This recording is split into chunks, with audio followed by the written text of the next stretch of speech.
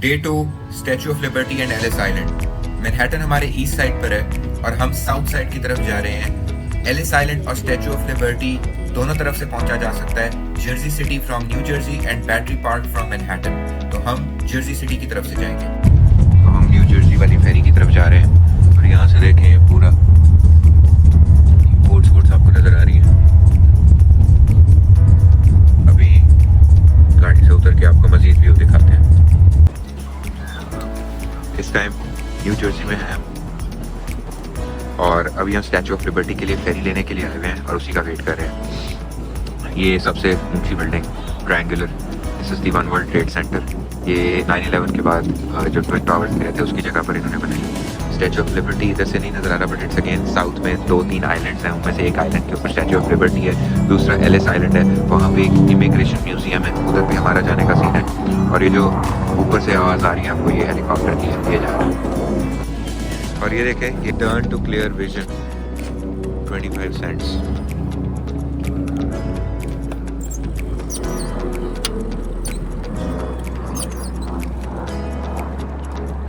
ये व्यू है हडसन का और हडसन के सामने फाइनेंशियल डिस्ट्रिक्ट।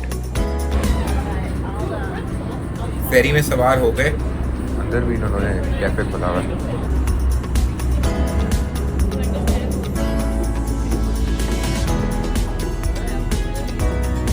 फेरी के डेक पे सर्दी बेतहाशा थी, -1 -2 डिग्री और बहुत ही तेज हवा चल रही थी, लेकिन व्यू इंतहाई खूबसूरत। चेक करें।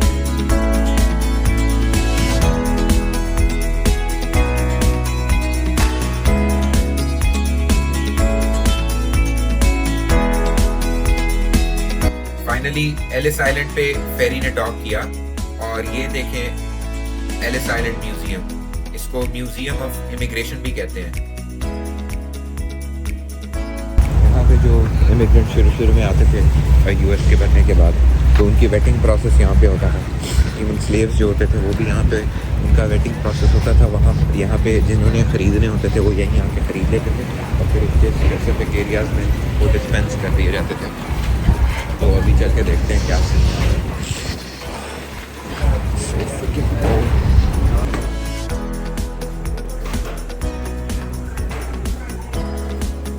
और यहाँ से ऑडियो फोन्स मिल रहे थे जिनके डिफरेंट चैनल्स थे, जिन पे ट्यून करो तो म्यूजियम के डिफरेंट पार्ट्स की हिस्ट्री बता रहे थे कि उनकी क्या सिग्निफिकेंस है।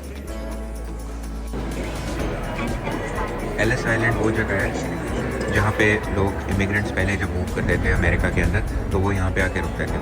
वो लोग जिनकी फर्स्ट और सेकंड क्लास टिकट्स होती थी, they did not need to stop at Ellis Island, वो स्ट्रेट न्यूयॉर्क सिटी एंटर कर सकते थे। लेकिन जिनकी थर्ड क्लास वाली टिकट्स होती थी वो they had to stop over here at Ellis Island for immigration.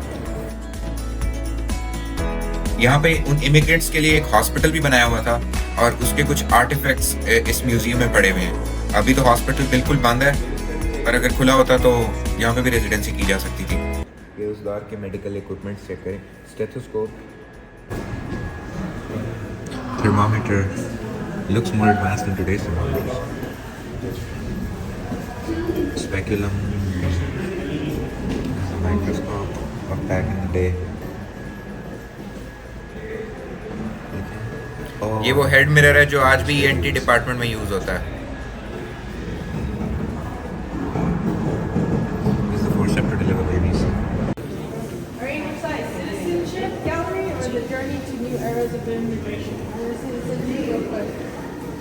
ये सिटीजनशिप गैलरी है, इसमें अमेरिकन नेचुरलाइजेशन प्रोसेस और सिटीजनशिप के बारे में इंफॉर्मेशन मौजूद थी कि किस तरह से स्टार्ट हुआ और कॉन्स्टिट्यूशन में क्या क्या चेंजेस हुई। About naturalisation of us Asians एक बहुत इंटरेस्टिंग फन फैक्ट मौजूद है इस वीडियो में, डोंट मिस दैट।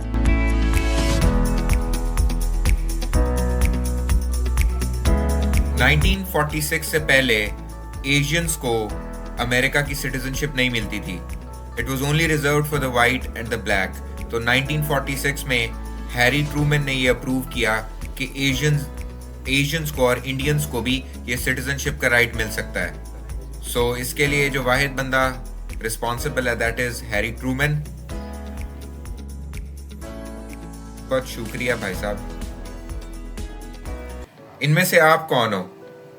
इस बोर्ड पे मुख्तलिफ लोगों की रीजंस लिखी हुई हैं why they wanted to come to the US. जिस तरह सैंड्रा कहती हैं कि it is very hard to leave a country where you always lived and migrate to somewhere strange, लेकिन फिर भी लोगों ने माइग्रेट किया under all the odd circumstances. If the communist had never come we would have never left. Communists इसकी सबसे बड़ी reason थे।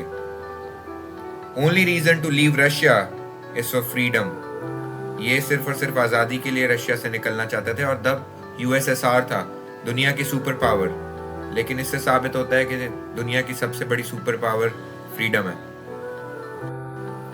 हमारी भी कोई इन सब रीजंस में से एक ना एक रीजन होगी, या मिक्सचर ऑफ रीजंस होंगी, कुछ कह नहीं सकते।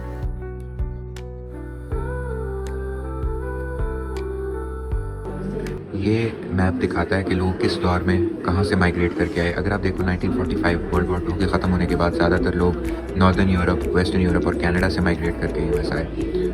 65 के बाद इंडो पाक वॉर जब हुई, उसके बाद ज़्यादातर एशिया के लोग, साउथ ईस्ट एशिया के भी और ईस्टर्न एशिया के भी, एशिया पैसिफिक के लोग ज़्यादातर माइग्रेट करके यूएस आए। और 1990 के बाद जो वॉर ऑन अफ्रीका था और मिडल ईस्ट था, वहाँ से लोग मोस्टली माइग्रेट करके यूएस आए। फेरिस आइलैंड डन कराने के बाद हमने अपनी अगली फेरी ली towards the Statue of Liberty. ये आइलैंड्स तकरीबन 5 से 7 मिनट की फेरी डिस्टेंस पे हैं, तो कोई ज़्यादा दूर नहीं है। But this led us to one of the most famous monuments on the planet. And look at me acting all crazy.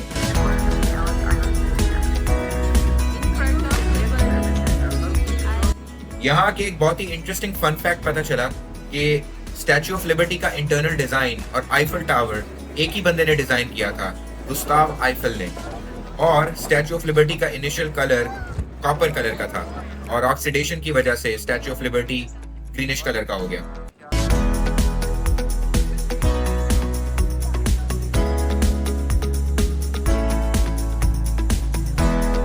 इस तरह कॉपर कलर का था इनिशियली जब ये अमेरिका में असेंबल हुआ।